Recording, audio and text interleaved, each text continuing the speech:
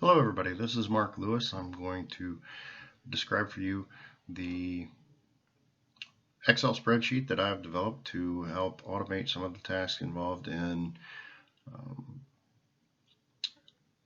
recording our golf game that we play every weekend throughout the summer months.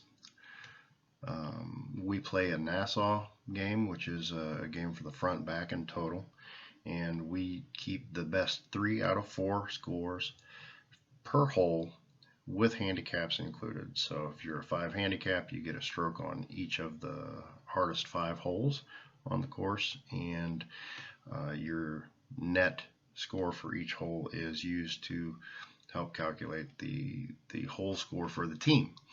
The first thing we do when we get to the golf course is determine the teams.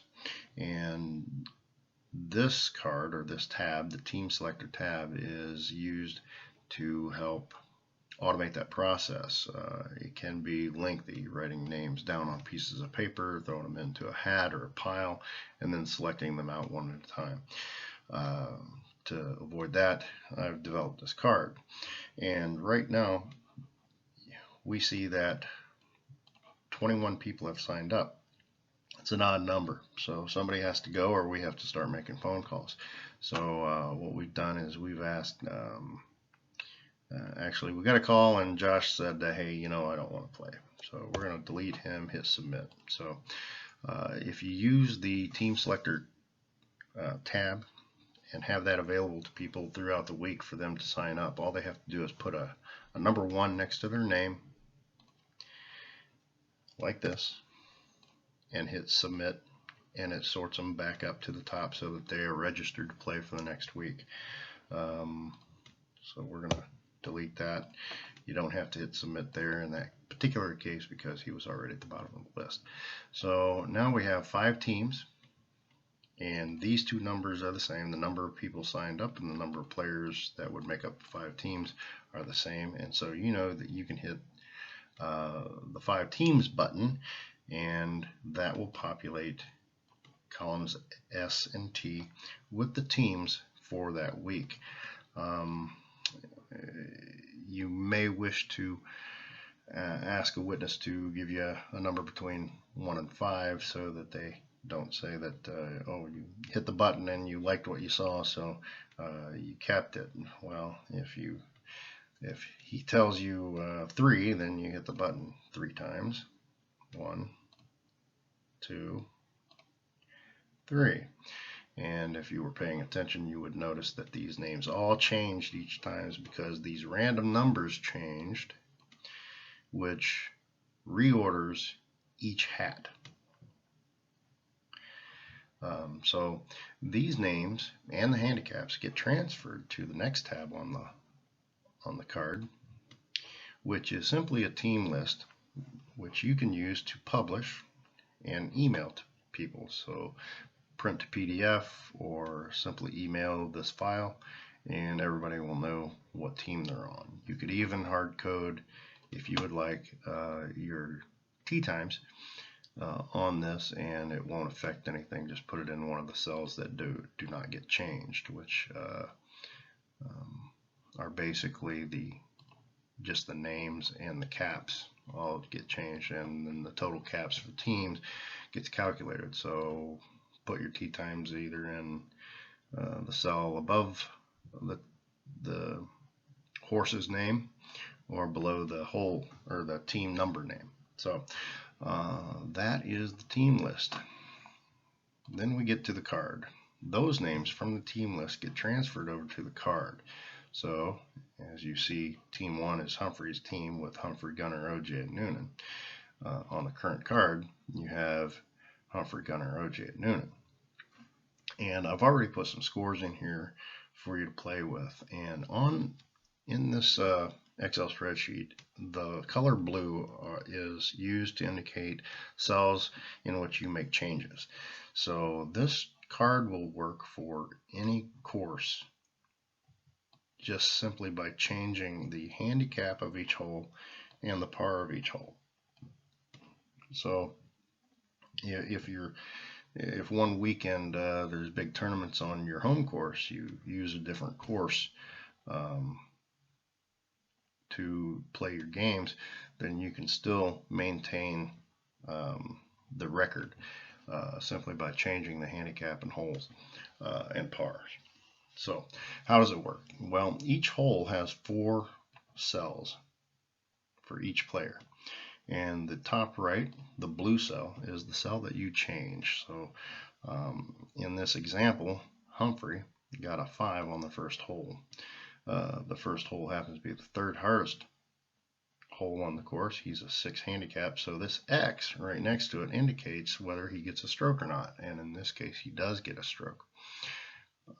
That stroke is subtracted, and that is his net score, a 4, as you can see. So against par, he's a 0 on that hole. So each hole has the same 4 holes, either calculated or data entry. Data entry being the blue cell. So in this case, OJ got a 6 gross. He gets a stroke. His net score is 5. His net score is a bogey. Now, for our game, like I said, we keep the best 3 out of 4 scores. So in this case, on hole number 1, team 1, or Humphrey's team, scored a 0, -1, 1, and 0. So the worst score is this 1, and it is thrown out. So 0, -1, plus 0 is -1.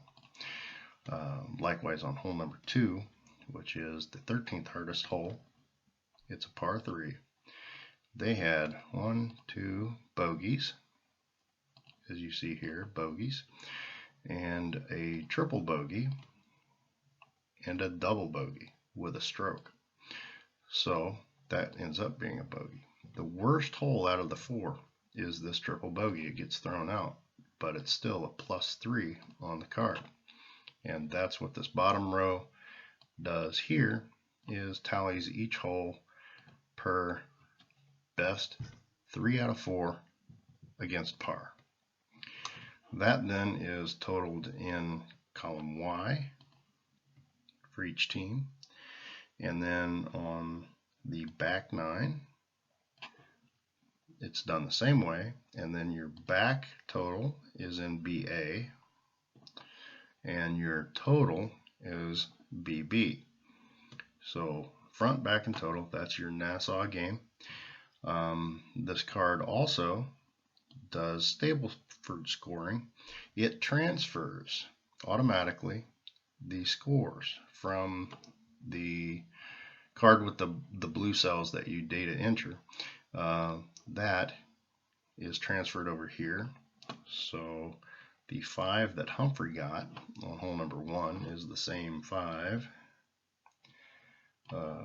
and it is referenced from that cell. That 5 gets transferred here, and he gets a stroke. His Stableford score is 0 based on his net score being 0. You get 0 for a par.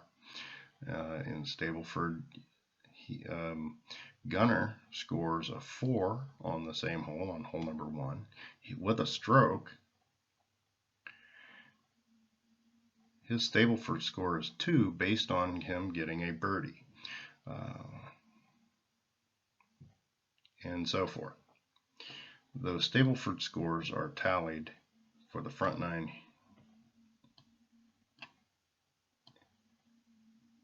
and the back 9 and the total. The names and the totals get transferred to the individual score tab, and I'll show you that in a moment. But I want to also tell you that we play a game. In addition to this, we collect extra money for a skin game, and that is, we'll draw a number 1 to 18, and the number that's drawn is the skin hole.